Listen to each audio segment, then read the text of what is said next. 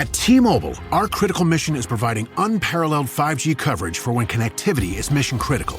Introducing T-Priority, America's best 5G network experience for first responders, even in times of congestion. More capacity, faster speeds, better coverage. T-Priority from T-Mobile, built for tomorrow's emergencies, ready today. Discover more at t-priority.com. For qualifying organizations on eligible rate plans, coverage not available in some areas and may be impacted by emergencies. This episode is brought to you by Peacock. The new Peacock original documentary, Matthew Perry, A Hollywood Tragedy, dives deep into the beloved actor's rise to fame and his tragic death. 5 people, including Perry's personal assistant, 2 medical doctors, and an alleged Hollywood drug dealer known as the Ketamine Queen, were charged with conspiracy to illegally provide Perry with the ketamine. Explore the details of the case in this heartbreaking special, streaming now only on Peacock. As a small business owner, my favorite thing about posting a job on LinkedIn is that when I hit post, I clock out and LinkedIn clocks in. LinkedIn makes it easy to post your job for free, get qualified candidates, and manage them all in one place. Plus, LinkedIn extends the reach of your job post by allowing you to share it with your network. And hiring managers that add a hiring frame to their LinkedIn profiles receive 2 times more qualified applicants. Go to linkedin.com/achieve to post your job for free. Terms and conditions apply. Building a portfolio with Fidelity Basket Portfolios is kind of like making a sandwich. It's as simple as picking your stocks and ETFs, sort of like your meats and other toppings, and managing it as one big, juicy investment. Now that's pretty good. Learn more at fidelity.com/baskets. Investing involves risk, including risk of loss. Fidelity Brokerage Services, LLC. Member NYSE SIPC. Minus 10, 9, 8, 7, 6, 5. That's one small step for man. One eyewitness, one major pop cultural event. You Had to Be There uncovers stories that shed light on our most iconic moments. Like the real enemy. Each episode, our host, Julia Thompson, takes on the task of finding and interviewing one person within 48 hours who was there, with no idea what their event will be. Come along for the ride. Do you believe in miracles? Yes! Hey, Julia, it's Loeb from Hi Barr. Are you ready for your assignment? Yeah, sure. Julia, your assignment for this episode of You Had to Be There is to find someone who was in attendance during the fame rematch between chess master Garry Kasparov and IBM's Deep Blue. It is man versus computer. Your assignment is to find someone who was there between May 3rd and 11th, 1997, at the Equitable Center in New York and interview them. Starting now, you have 48 hours to talk to someone. Good luck. My name is Julia Thompson, and I am the host of You Had to Be There. I know very little about chess. I know the Rizzo loves it. I know about pawns and how a king can move one square in any direction, horizontally, vertically, or diagonally. But what do you care about what I know? Let's get to the event at hand. The IBM computer Deep Blue was created by a team of computer scientists at Carnegie Mellon in the mid-'80s. IBM then sponsored the project, thus becoming an IBM machine, where it was first named Deep Thought, then renamed Deep Blue in '89. I couldn't help myself from mentioning its first name, Deep Thought. Great name. It first played world champion Garry Kasparov in a 6-game match in '96, where it won 1, drew 2, and lost 3 games. Deep Blue lost. It was upgraded in '97, and in a 6-game rematch, it defeated Kasparov by winning 2 games and drawing 3. I knew little about this event, so started to reach out to a few authors of books about the history of chess. It took me to get on the phone with acclaimed writer David Shank, who wasn't there, but I thought he could give me a little primer on chess and maybe hook me up with someone who was there. My name is David Shank. I'm a writer, and I wrote a book called The Immortal Game. The Immortal Game is about the history of chess and the history of all the fascinating intersections of chess with human culture, and me trying to answer the question of why we have been obsessed with chess for so long and for such a continuously long time. What were some of the key conclusions you made? I think the most important way to understand why chess was really singularly important to deep history and why it kind of came into human culture in the first place goes back to a story, an Indian story about two successive kings. The first was obsessed with his understanding of human nature being ruled by fate, which is kind of the essence of how we used to think about how humans survived, that there were gods and that fate guided us, and that we were not, that free will wasn't really a thing. We really were not in control of our own destiny. And he asked one of the wise men in his court to invent a game that represented that notion. And the game they invented was what we now call backgammon, which is actually a game of skill, but it does involve the rolling of the dice, which is obviously kind of a fate-based thing. And the king after him came up with, had a new conception of humanity and how we are actually in charge of our own destiny by virtue of our brains, our thoughts, our skills that we develop with our brains and our bodies. And he wanted a game that embodied that, and his wise man invented chess, which is indeed entirely a game of skill, possibly the first board game, and certainly the most popular and enduring. So why are people still obsessed with it? It is a game that people get obsessed with. It's also a game that has infected every culture I know of, going back about 1,500 years, and every age group. So you can have a 5-year-old who's obsessed with chess and easily learn it, and you can have a 95-year-old and everyone in between. There are lots of answers to this, and we could talk for hours about it. But one of the key things to understand about chess is that a 5-year-old can learn the game of chess in a few minutes. It is a more complicated game than checkers and some of the other games, but it's not that hard to learn the essential rules of chess. You can start playing it fairly easily. And yet at the other end of the spectrum, there is no person alive, and nor has there ever been a person who has played all of the possible different chess moves and chess games. It is not literally infinite, but for all intents and purposes, the amount of the variety embedded in these 64 squares and 32 pieces is effectively infinite. So that kind of it's that duality that I think explains ultimately the broad and continuing obsession with chess. So can you tell me a little bit about Kasparov? Well, I'm not a Kasparov expert, but I can tell you a few things that I know about him, which is that today, in today's time where democracy is being threatened all over the world, Kasparov is a hero to people who believe in democracy. He's such a good guy, and I respect him and admire him enormously.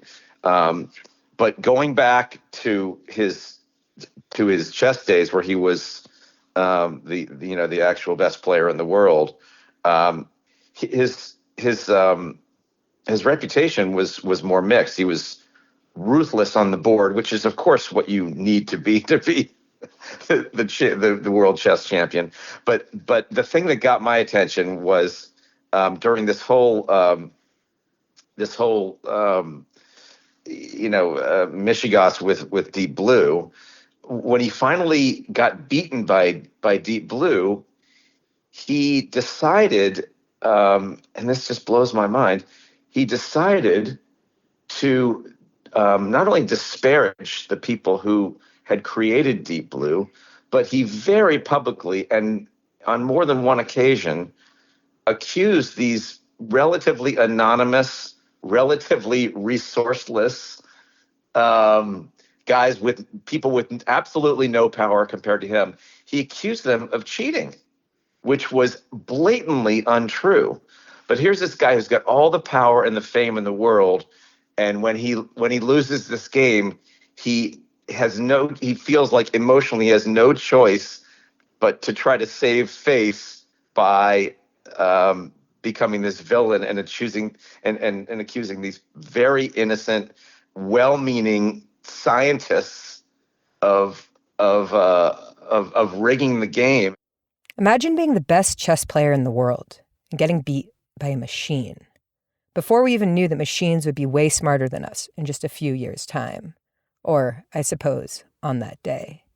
Anyway, according to David, he himself isn't much of a chess player. I'm not sure if I totally believe him, but anyway, he thinks this journalist and chess master, Dylan Loeb McClain, is the guy who can find me a person and tell me even more about Deep Blue, chess, and life. How does this connect to artificial intelligence? And why was chess the gateway into artificial intelligence? I schedule a call with Dylan the next morning. Here he is. My name is Dylan Loeb McClain. I guess my primary claim to fame in the chess world is that I wrote the chess column for the New York Times from 2006 to 2014, which was a weekly column. And I was the third person to write that column for the New York Times. The column was essentially ended in 2014. And there was a little bit of rebirth for a couple of months back, I think in 2023, but really not. So I was the last real chess columnist for the Times. I am a FIDE master. There's a classification in the chess world, which goes Grandmaster, which is the highest level, International Master, and then FIDE Master, and then there's other things, of course, below that. That puts me amongst the very top, perhaps 0.5% of the world's population, perhaps even smaller than that. And I came to chess at a very young age. I actually was inspired by the World Chess Championship match in 1972 between Bobby Fischer, the American Grandmaster, and Boris Spassky, who was then World Chess Champion, who was a Russian. And it was all played out against the backdrop of the Cold War. There was a broadcast on public television, on PBS, of the entire match, which was an oddity in and of itself, and it turned into a cultural phenomenon. It was the number one broadcast programming on public television for something like 50 years. And there were points during the telecast when everyone in New York, or not everyone, but literally more than 1 million people in New York City were watching it live. I happened to be one of those people, although I was only 6 years old. And it inspired me, and I became hooked on the idea, and I learned how to play and became enamored of the game. Years later, I joined the Manhattan Chess Club, and I started playing in tournaments and gradually worked my way up the classification, the ranking system, and became an expert when I was 15 and a master some years later. Here's archive of the actual match. Well, Spassky is waiting. Right, and waiting and wondering whether Bobby will show or not show. And there's absolutely dead silence in the hall. Spassky is pacing, he's nervous, and... Wait, here comes Fischer, coming on the stage saying that he was caught in traffic. And I think Spassky was visibly relieved. And also perhaps pained. That's so cool. Yeah, I mean, I'm familiar with Searching for Bobby Fischer. That was a movie that Josh after Josh Waitzkin, after a book written by his father, Fred Waitzkin, with Bruce Pandolfini as his teacher. Bruce Pandolfini is still around, and who I also know. Oh, cool. Yeah, so I loved that movie when I was young. I found it inspiring not to play chess, but just to be good at things. So, to your point about passion. Yeah, I mean, passion. It is like I said. It's the type of thing where I mean, there is, I think, an ability that goes with it, but it's not necessarily the same ability for everyone. Some of my people I play with, I play right now. I live in France and I play in the French National League. And some of my colleagues are international masters, on our team. I noticed that when we're analyzing, I may not be as good in analyzing or seeing some of the subtleties in some of these positions. But the funny thing I noticed is that if we have to reconstruct the position from where we started to analyze, I can immediately put the pieces on the board, and none of the people I play with can. And so I have a certain advanced ability in terms of memorization and visualization, which doesn't necessarily translate into other elements of the game. So there's different things that make you good at chess. I'm going to pause here for a second. I don't want to get too deep into this Dylan interview. First, I'd like to talk to the person I found who was there. Dylan actually connected me with Murray Campbell, a programmer on Deep Blue. We'll get back to Dylan later in the episode. Here's Murray. I'm Murray Campbell. I'm a research scientist at IBM. I was one of the team that developed Deep Blue back in the 90s, and I was there on the day of the match in 1997 against Garry Kasparov. How did you end up in this position, developing this particular IBM machine? When I was in high school, I was a chess player, and I realized fairly early on that I was never going to be one of the strongest chess players in the world, but I was also very interested in computers in those days. And I thought it would be great if I couldn't do it, maybe I could program a computer to do it. So that started back as early as my first chess program was 1979. I got my master's and PhD in computer science.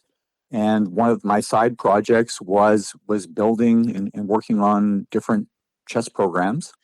One of them, which was the program called Deep Thought, which IBM Research noticed and brought a group of us over to IBM Research to build the next generation of chess program, which eventually became known as Deep Blue. When did people decide that it was a good idea to build machines to play chess? Scientists had often brought up chess as an example of a kind of grand challenge problem, a problem where if we could get a computer to do that, we would have done something special. That was way back maybe in the 1950, people were talking about that when computers were still very primitive. The win over Kasparov in 1997 was a kind of milestone in a way. It had been something that had been a goal for so long, and it was great to finally achieve that goal. In one way, it wasn't it didn't have that much practical impact in that the conditions that arise in a chess game are quite unlike that in the real world. There's a very limited number of options and a very clear goal. So it was limited in that way, but it was also sort of a leading sign of what was to come. It was an indication of something that's now called the bitter lesson, which is the principle that if you take something relatively simple and apply lots of computing power and memory to it, you can get very strong performance even without anything particularly clever. Now, we had added a lot to Deep Blue to make it, quote, more intelligent, but still it was a very large, powerful machine that could search hundreds of millions of positions per second. So let's talk a little bit about the days leading up to the event. How did you prepare? What did it look like? Where were you staying?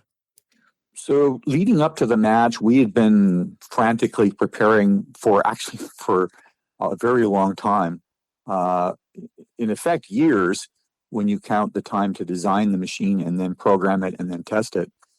But right just before the match, in the 1997 match, we had used some of the insights that we had gotten from the 1996 loss against Kasparov to help us improve the system quite a bit. And by then, Deep Blue, leading into the match, was performing at a higher level than it had been the previous year.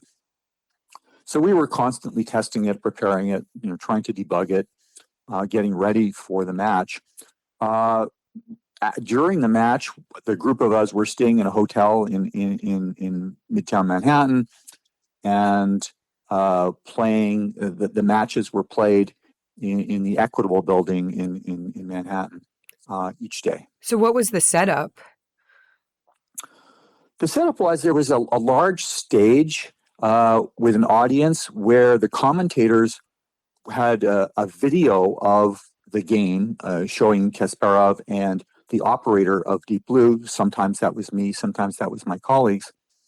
So they could watch the game and see what moves were being played, but we needed to have quiet. So the large audience was in a separate room from the computer, which is way up on one of the upper floors of the building. So what does it mean to operate? Because you're not playing the game of chess. So are you typing in code? As the game progresses, each time the opponent, in this case Kasparov, makes a move on the chessboard, we type that move in. There's a special chess notation for that. We type that move in. Deep Blue would recognize that and then start calculating to figure out what its best response was.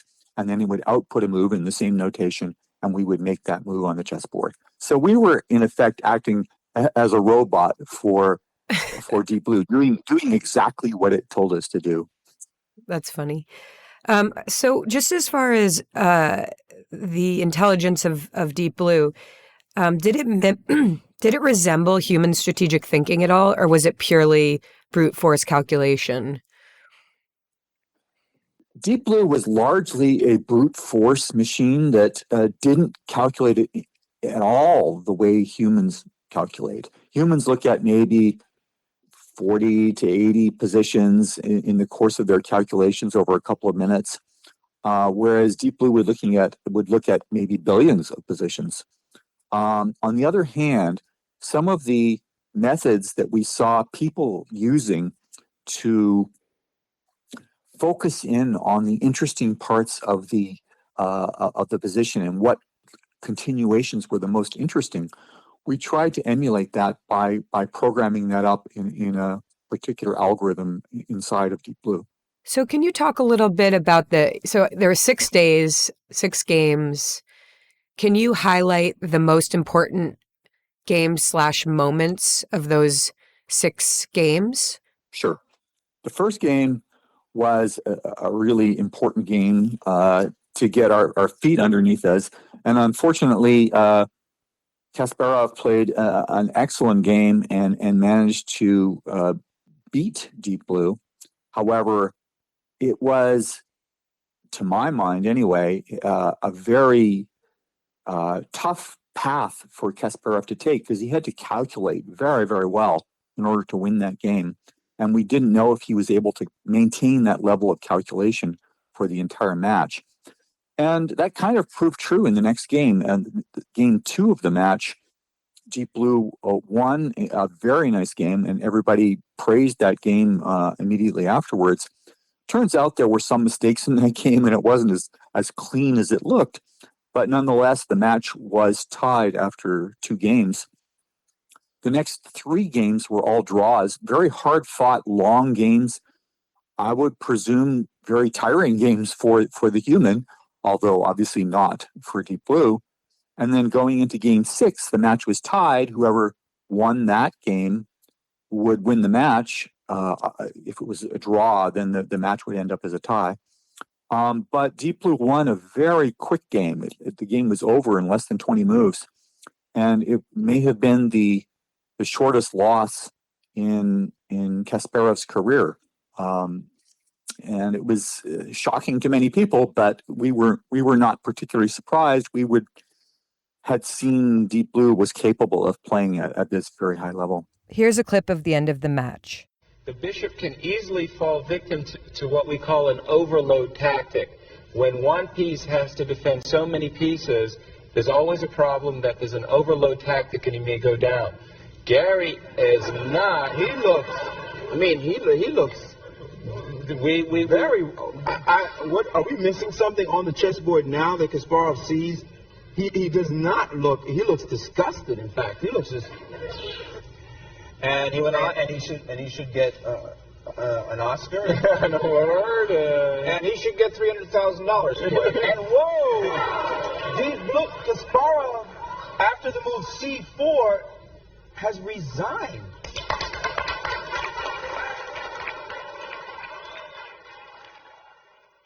So Kasparov, I guess, was upset. And I heard that he accused the machine of cheating. Is that true? During the match, Kasparov did make suggestions that there was improper behavior going on. He since has retracted those suggestions, and now he agrees that there was no cheating. But at the time, he was very upset and emotional and made some accusations. What was his temperament like during the game? During the game, he's a very he's not a poker face. Some chess players try and maintain a very even temperament so that they don't give away anything. Kasparov's not afraid to show his emotions during the game. When things are going well, he looks very confident, and when things are going poorly, he looks like he's in agony. So he's a very he had a lot of display of his emotions on his face. So who was watching? There was an audience that watched each game in an auditorium. It was certainly many hundreds. They were anybody who wanted to buy the tickets. I think they were in short supply towards the end of the match. It was hard to get tickets because the games were selling out, because they were getting a lot of front page coverage in the newspapers.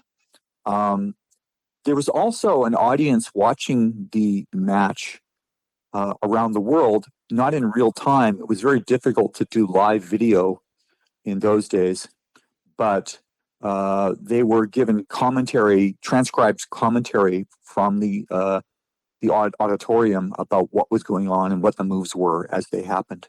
So what happened directly after the game?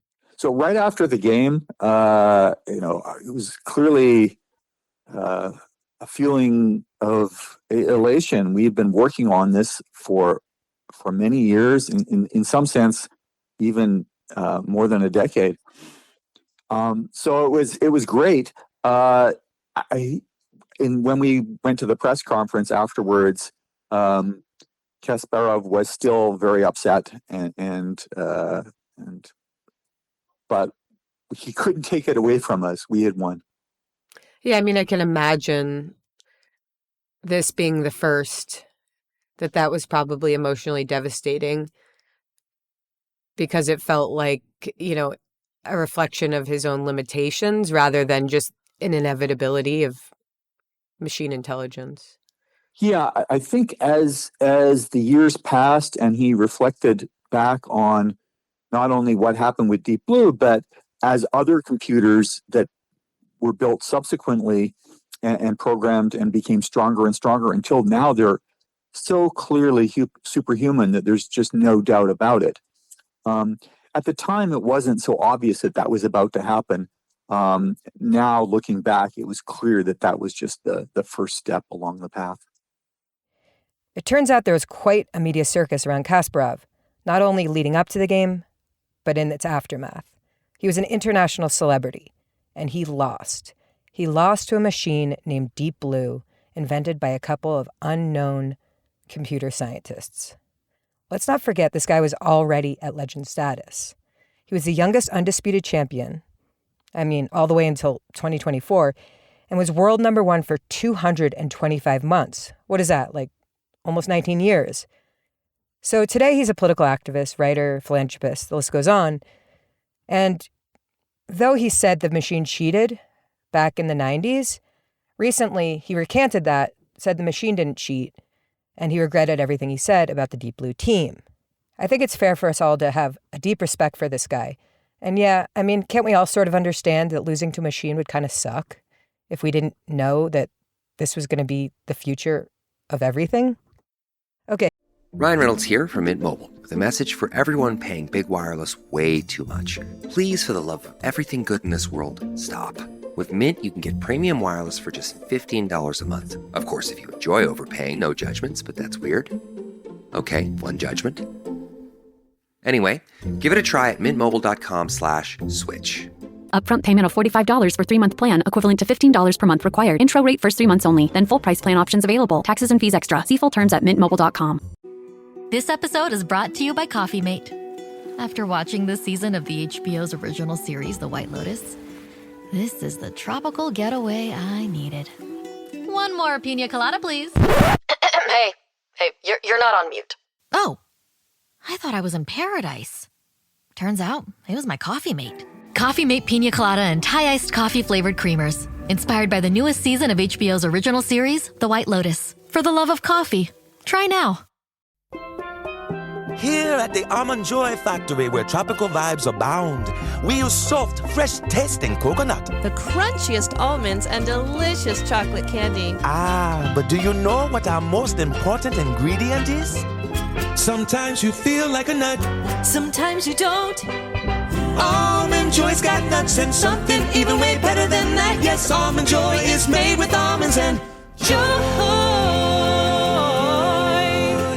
Okay, so now we're back to Dylan. That brings me to my next question, just about the evolution of computer chess and this and Deep Blue. Mm-hmm. Would you be able to speak a little bit to how computer chess, when it sort of became a thing?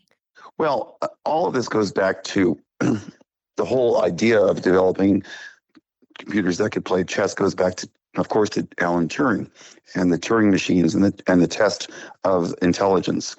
At the time that Alan Turing was doing all of his work in the 40s and 50s before he committed suicide or died, or whatever happened exactly.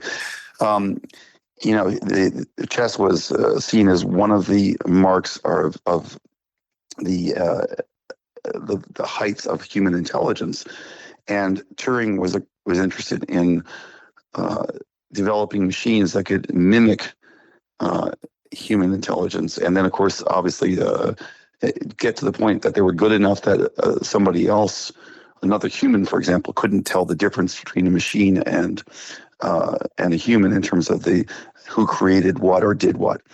So this was always sort of a measuring stick, chess was.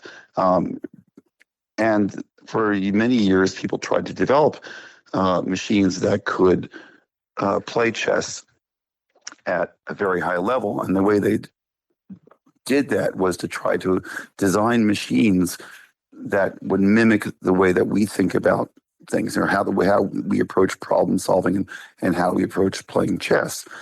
It turned out that was not a good idea, not very successful. And the reason was because it's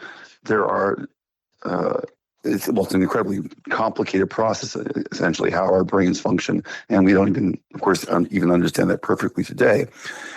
But what happened was that in the 1960s, some people came along, one or two in particular, which I'll get to in a second, who said, the way to solve this problem is not to get the machines to try to mimic the way we think, but to have them do what they do best, which is to search through millions of possibilities, because they can calculate so quickly and therefore solve the problems or arrive at the answers in what's called a brute force method.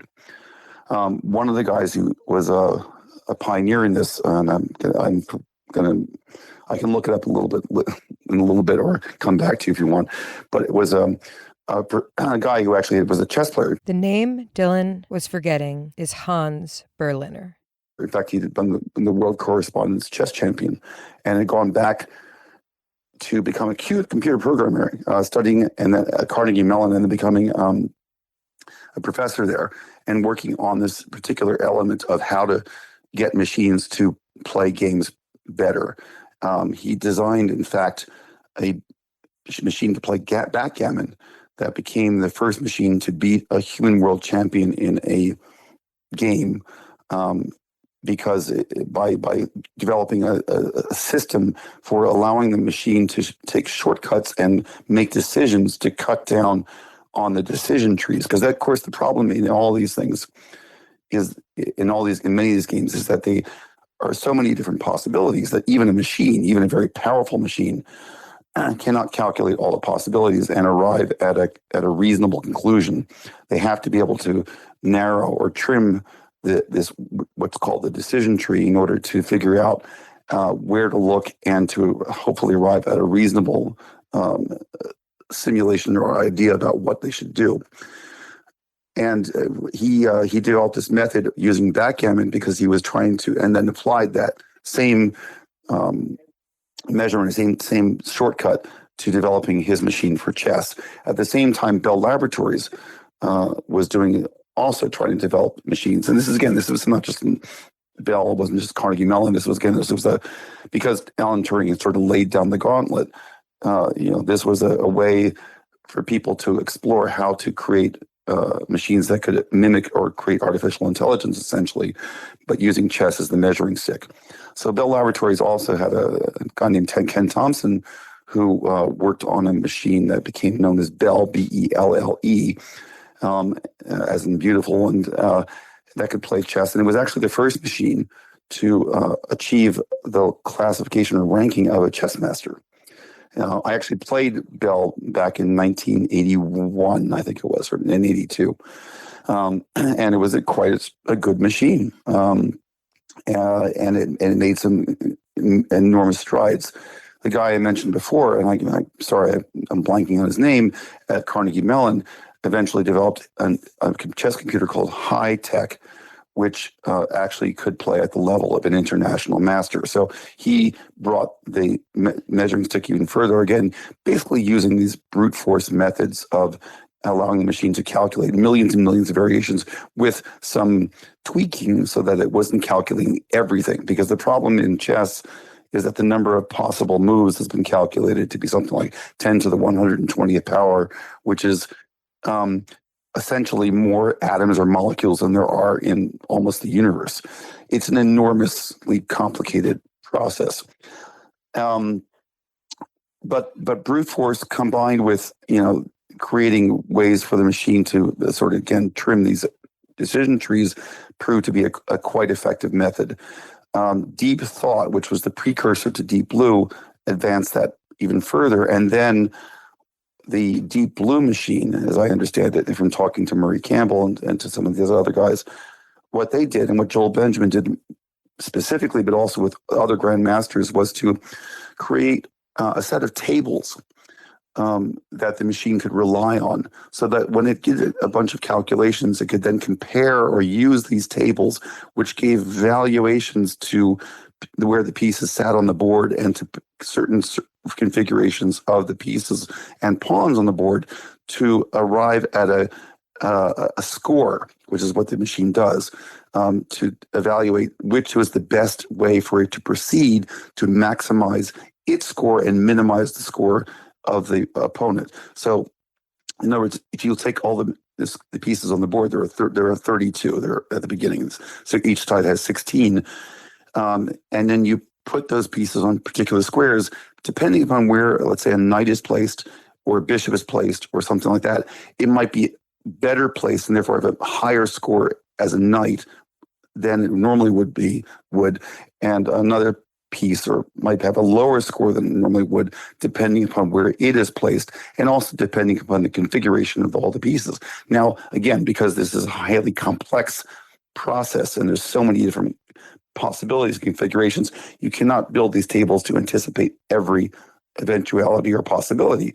But they were able to build ones that were universal enough that the machine, in doing its calculations, would arrive at a situation where it said, okay, well, based upon what I can see or understand here, and where, comparing this to my tables, I approximate or I can arrive at a score which maximizes, again, the ability to win this particular game, and to minimize my opponent's ability to do so. So this was a large leap or a large improvement in terms of the machines and performance.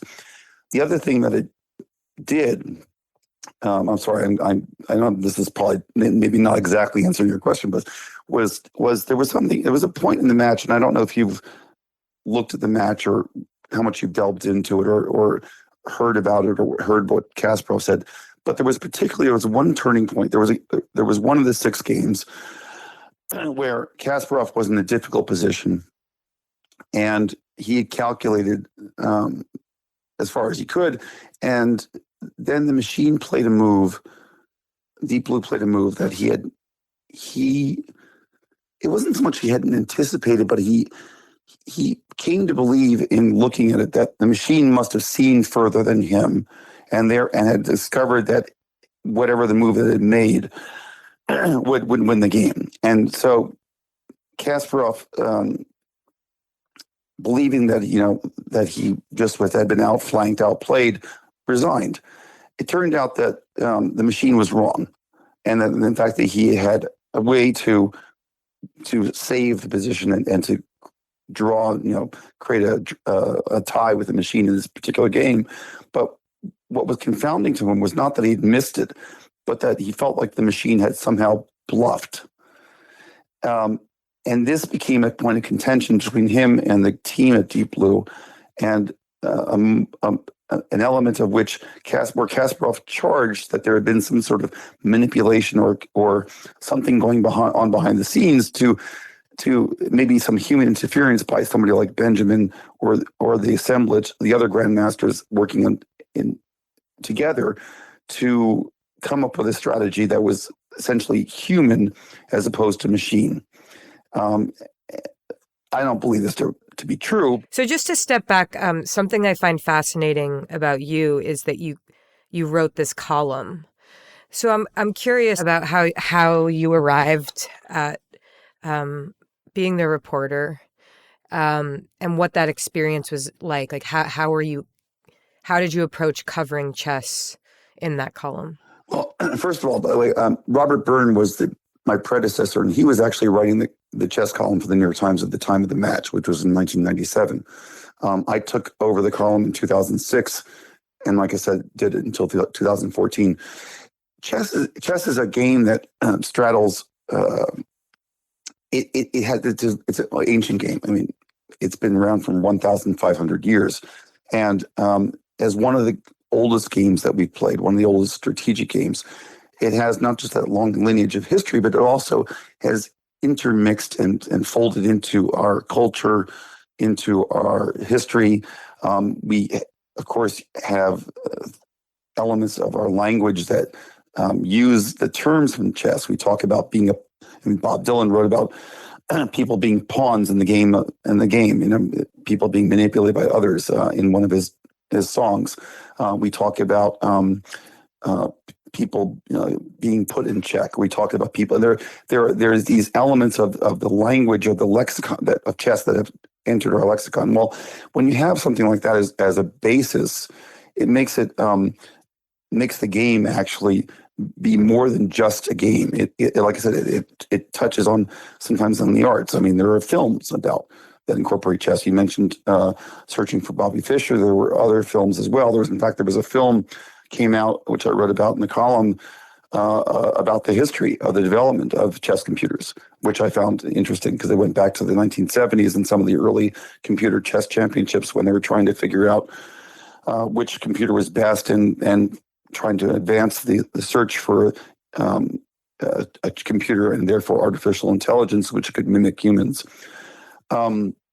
There are, celebrities, people, entertainers who play chess partly sometimes because to relieve the boredom, the tedium. Chess has been a companion for performers on the road, in theaters, in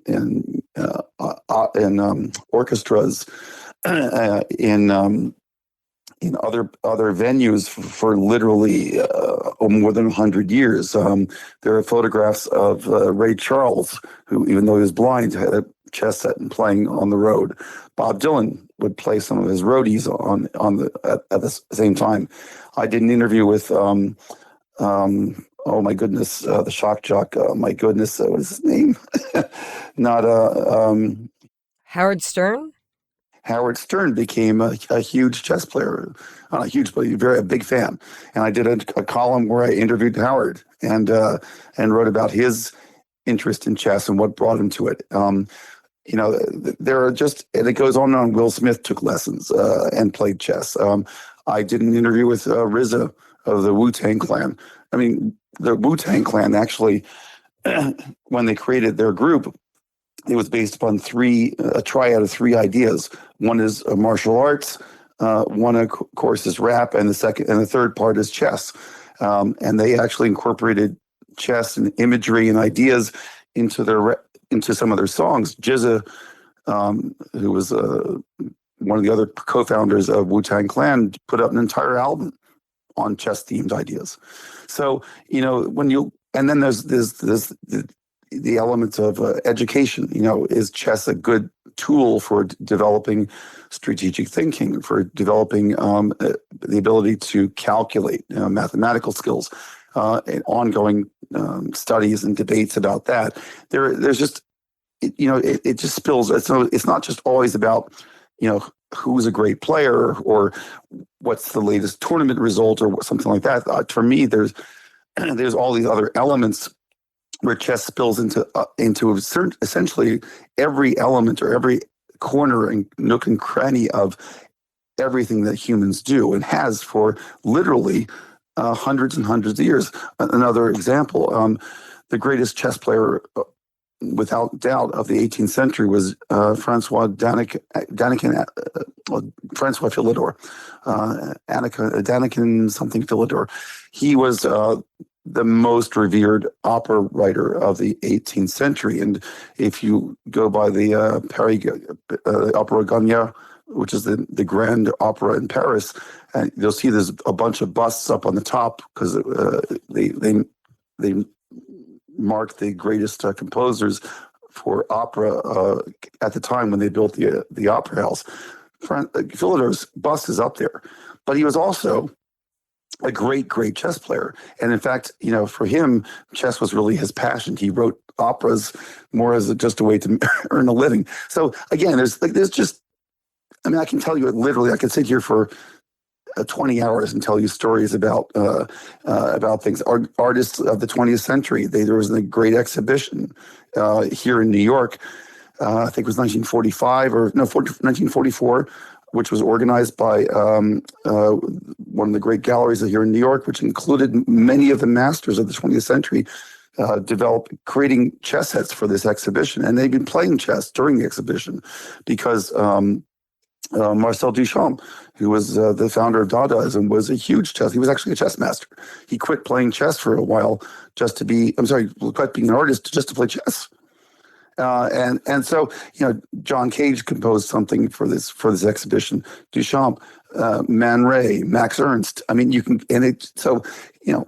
Arts, culture, history. Napoleon played chess at the Café de la Régence in Paris, just around the time he became emperor.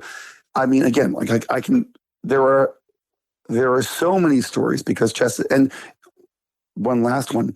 In the Middle Ages, there were a lot of, there's two things which are remarkable. One is a monk, I'm forgetting his name at the moment, but he gave a series of lectures and sermons about how, in fact, chess was the perfect example of the structure, how society should be structured.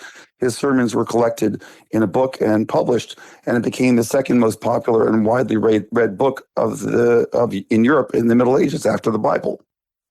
And there, there was another thing in the code of chivalry during the Middle Ages. There were 7 virtues that knights must exhibit in order to be considered knights, and one of them was that they should be masters of chess. Like I said, we can talk 20 hours. There's just there's just so many examples. So writing a column, when you have so much a rich history and to draw on, and there's so many different elements, you can talk about sociology, you can talk about education, you can talk about sexism, because there's inequality in chess, and why are not more women at the top levels. It becomes almost a bottomless well of ideas for what you can write about. That's really interesting. That must have been a great gig. Well, it wasn't my only gig. I was actually on staff as a staff editor, and so I was writing the chess column as a sideline. It was not like I was being paid, or I was being paid a little bit, but this was not my main job. But it just, again, I learned how to play chess when I was 6 because of the Fischer-Spassky match, and it became a passion for me. So being able to write about it in this way, and to write about it for the Times, which was even more bizarre in a way, because I grown up reading the Times column and even seeing Robert Byrne from time to time was just sort of surreal. But it was a wonderful opportunity. I was so happy to be able to do this, and there was just, again, it allowed me to explore so many different facets of society. Yeah, that's what I was. This is a message from sponsor Intuit TurboTax. Taxes was getting frustrated by your forms. Now, Taxes is uploading your forms with a snap, and a TurboTax expert will do your taxes for you. One who's backed by the latest tech, which cross-checks millions of data points for absolute accuracy, all of which makes it easy for you to get the most money back, guaranteed. Get an expert now at TurboTax.com. Only available with TurboTax Live Full Service. See guaranteed details at TurboTax.com/guarantees.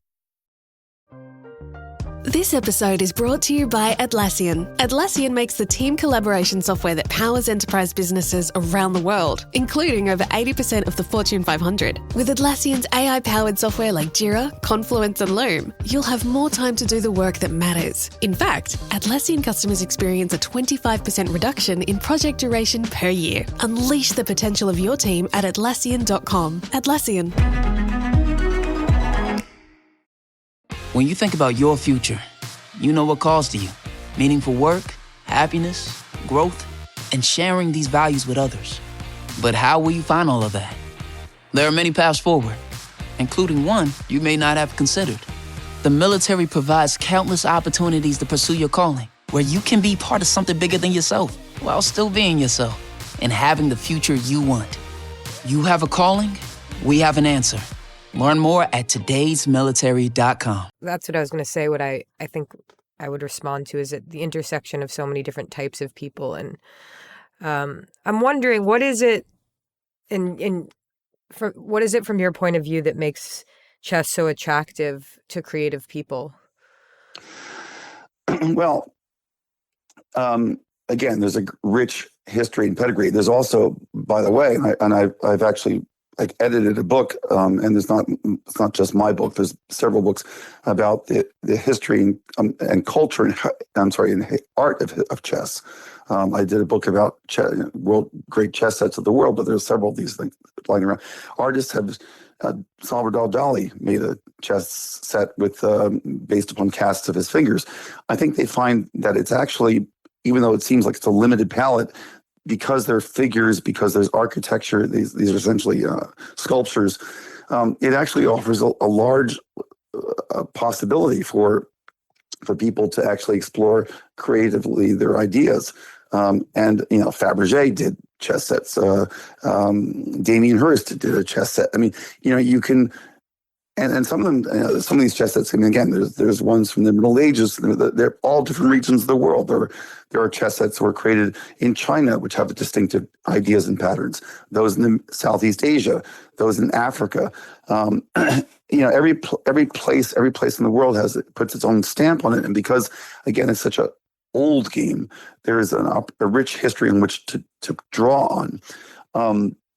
And that's part of it. I think also there's always been an element, an idea in chess that, they can't quite figure out what it is. Is it science or math? Is it art? Is it, is it, what's the other idea? Is it sport? And it's a bit of, I think, of all of those things. And unlike, for example, the video game where somebody else is, started setting the parameters. Okay, there are rules in chess, but once you begin to play in chess, you're not following a path that somebody else has predetermined. You're creating your own path. And in fact, you are doing that with the person you're playing against. I mean, there are other games like that. Go is another wonderful example. So as is shogi, which is kind of the Japanese version of chess, but actually more sophisticated. All of these things, and they're clearly intellectual. They're cerebral. You have to think. You have to, try to understand your opponent's strategy and your opponent's ideas, as well as you're creating your own. And these are the things that appeal to some of these artists, like Duchamp, who talked about this. He once famously said, not all artists are chess players, but all chess players are artists, because in the playing of chess, there's a creative process you have to follow and you have to execute. And Bobby Fischer once famously declared chess is life, which I thought is a bit of an exaggeration, although the idea is that it mimics life in many ways. There's a beginning, the middle, and an end. There is triumph, there is sadness and defeat. The things that we dramatic choices. Yeah, exactly. You make your every time it's your move, you're faced with a plethora of ideas and possibilities. And each time you make a decision, it has consequences. So you can make the relationship, the links between what chess is as a game and how it's played, and literally how we live our lives. And again, this is something even Rizza talked about in my interview with him. One of the reasons why he loves chess is because it teaches people to understand that decisions and things, the actions have consequences, and this is particularly important, he said, for many youth who may be growing up in areas where they are making bad decisions. So he's a big believer in teaching chess to people at a young age, especially in those disadvantaged areas, to have them understand that these, every decision has a consequence, and he thinks that chess is a perfect metaphor for that. So, it's hard to exactly pin down, but I think there's probably 100 reasons why chess has managed to not just survive, but even thrive in a way, because it really does permeate our society and our way of, and reflect how we live in ways that a lot of other games do not. They're artificial, but chess actually has all these elements that fit perfectly and match up perfectly with how we think about our lives and how we live our lives. And that's why it's actually kind of a great, perfect game. How do you feel about playing computers and thinking about, this reflecting the human experience now with the rise of AI? Well, what's happened, of course, is the computers have far surpassed humans as chess players now, which was an inevitability. And of course, the match between Kasparov and Deep Blue, it was the moment when that Rubicon was crossed, but that was just in that one game.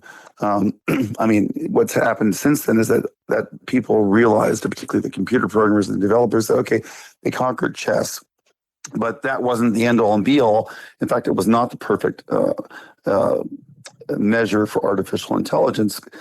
Deep Blue was a wonderful machine, but it didn't exhibit anything which we would consider to be intelligence. So they had to turn their attention to other things. IBM continued to develop other types of ideas, and they created Watson, which won the Jeopardy, beat the Jeopardy champions.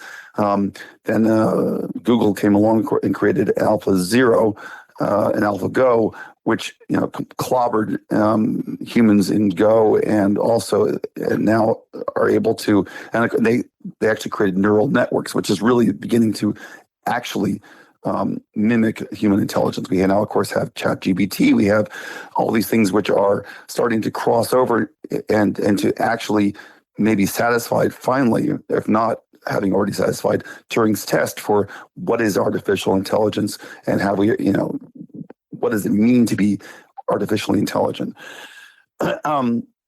Chess, the match between Kasparov and Deep Blue was a shock, but it was only the beginning, essentially, of how machines were going to advance or are advancing to surpass what we can do in not just in terms of sport or in terms of games, but in terms of how we think. And obviously, I don't know where this is going. I don't think anybody really knows where this is going. But there are people who are both hopeful about the future and concerned about it. One of the things I also do and have done for the Times is to write about people who have won the Nobel Prize in physics and chemistry. And I've been looking at John Hatfield, who won the Nobel Prize last year, and who was one of the creators of the artificial intelligence networks that now are the foundation for these new I don't know to call it exactly, ChatGPT and the type of systems like that. And he and George Hinton, his co-winner, have both expressed profound concerns about what these things are able to do now, how they're able to both not just surpass us in certain areas, but really to think in a way, or to design, or to program themselves to do things that we ourselves cannot understand.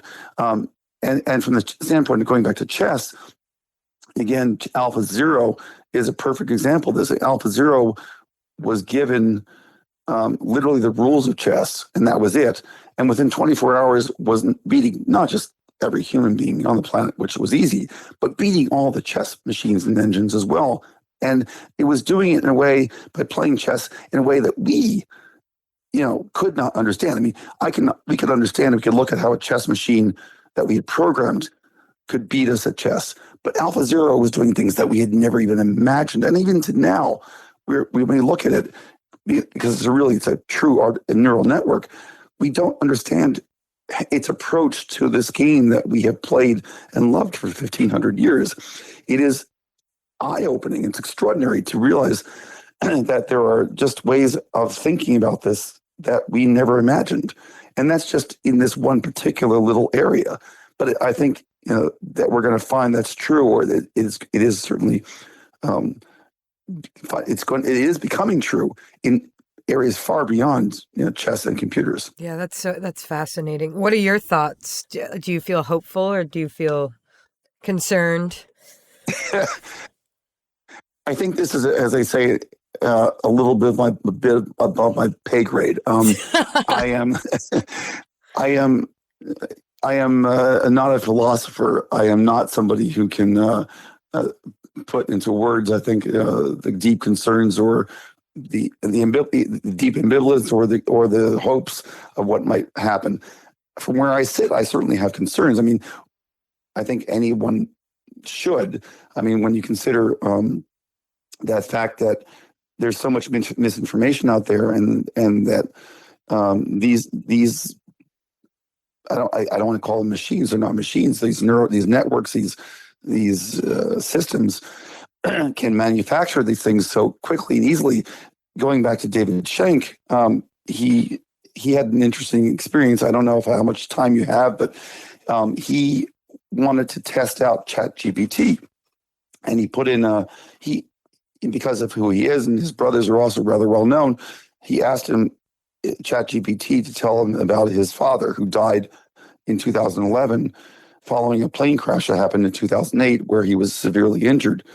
And ChatGPT manufactured completely history that was under 100% false, and absolutely averred that it was 100% true.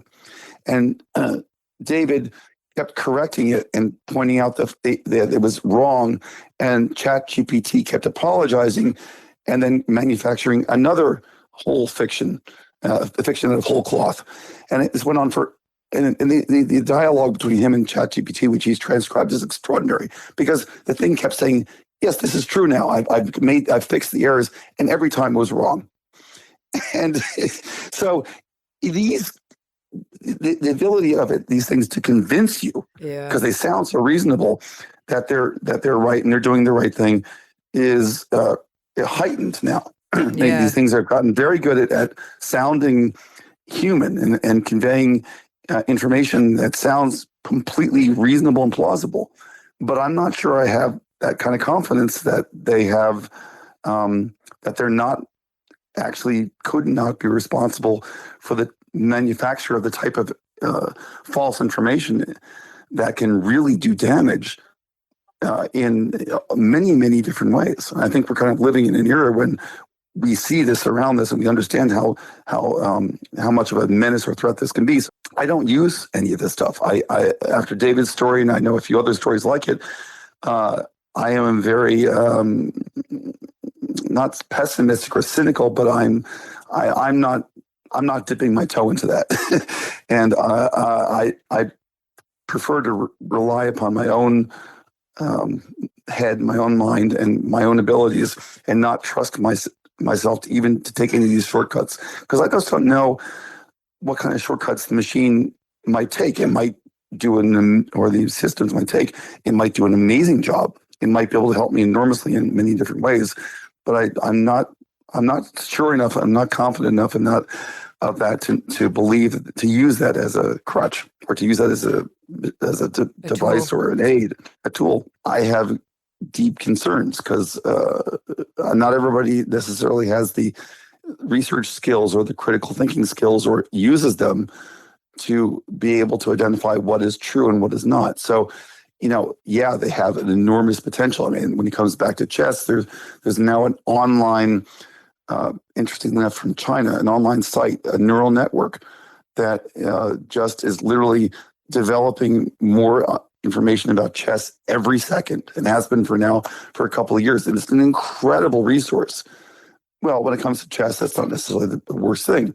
It's a game. But when you take it outside that realm and put it into something like politics, like media, like information dissemination, then I get concerned. So, just in terms of your own personal enjoyment, do you like playing did you like playing computers as they evolved? Do you like it now? No, they're to me completely uninteresting, because if I play a computer at its highest level, it's going to just crush me. I prefer to play against people. Plus, there's also, and this is also another thing which is missing when you play a computer, there's no social element. Totally. Follow up. When the machines weren't as smart, was it fun? Beating a machine, again, also is not really fun. I mean, okay, you can do it, but I'd rather test myself against somebody with whom there's an exchange of ideas, because that's part of what's going on. Like I said, it's not an artwork you create by yourself. Going back to the artistic elements of chess, over this weekend I played a couple of really, really good players, international masters, and it was fun to talk to them after the game about what we saw, what I saw, what he saw, what my opponent saw, to think about what could have been, all those things. It's a conversation you have. It's a conversation in another language, because chess is, it's a language in itself, and you get to exchange, and not just exchange ideas about that particular game, but to talk about ideas or things that you've read, in a sense, or heard about or seen, in this case, elsewhere. A game that was played, maybe a year ago, maybe a game that was played 100 years ago. Doesn't that remind you of so-and-so's style? I mean, this is where it becomes an interesting sort of exchange again of ideas. It's not just about the game itself. No, that makes sense to me. So I guess when you think about that game, do you see it as a pivotal moment in chess? Well, it wasn't one game. Keep in mind, it was 6 games. Yeah, sorry. Oh yeah, absolutely. You're right to focus on this as a cultural touchstone. It was a touchstone in chess, but it's a much larger thing. No doubt about it. It changed everything. It was the moment we understood that back in the early beginning of the 20th century, that the cars could now, in the case of the cars, could now move much faster than we could when on foot, or it could move much faster than horses. It was the moment we began to understand, and it didn't quite happen at that moment, but it happened in a few more years, that the computers had passed us. And so it was no longer really a match or competition that we could win. Here's some last thoughts from Murray, the deep blue programmer who was there. So what are you doing now? I'm still an artificial intelligence researcher working at IBM Research. I work on looking at the capabilities of the current crop of AI systems, the large language models, and how well they can reason.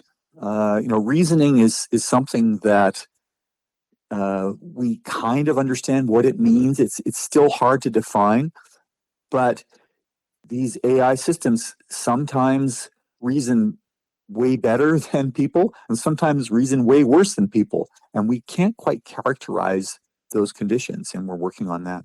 This is probably a basic question, but what does it mean to reason? Reasoning is you could say roughly that reasoning is what you do when you stop to think about a problem. If you have a problem and you just immediately snap out the answer, you probably weren't doing any reasoning. But if you have to stop and think through the possibilities, that's more like reasoning. There's a famous piece of work by Daniel Kahneman, a Nobel Prize winner, where he divided this up into System 1, which is the automatic quick response, and System 2, which is the careful calculated response. And reasoning is more in the careful calculated kinds of responses. So a chess player, when they're calculating through possibilities to try and choose a move, are generally doing this System 2 kind of reasoning. If they respond instantly without even thinking, they just take the natural move that flows off their fingers, that's more like System 1, and that's pattern recognition rather than reasoning. So how does creativity play into this whole thing? Creativity is as hard to define as reasoning. It's hard to know exactly what the source of creativity is. In fact, current AI systems can be somewhat creative in that they have, believe it or not, they have a temperature control. And if you turn the temperature way down, it will give the same response every time. But if you turn the temperature up and give it a little more freedom, it will give different responses each time. And some of them you could consider to be creative. Do you still play chess? I occasionally play chess. I watch chess a lot. It's actually quite interesting to watch humans play chess, but with commentary or insights from a superhuman chess computer. So you can see the moves that are the best in the position. And often I'll look at a position and say, oh, the computer says this move is best, but that move is so unintuitive. There's no chance a human's going to play that move. And quite often they won't be able to. Humans have our preconceptions about what's good and bad in chess.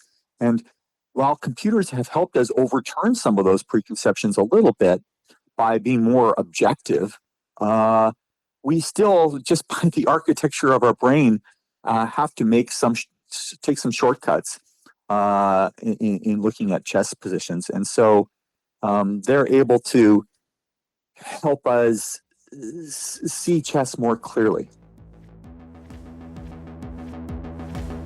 You Had to Be There is a Hi Barr production, created by Hi Barr. All episodes written, edited, and hosted by Julia Thompson. Produced by Julia Thompson and Webb Barr. Additional editing, sound mix, and engineering by Vishal Nayak. Opening score by Teeny Lieberson. Artwork created by Dylan Lathrop.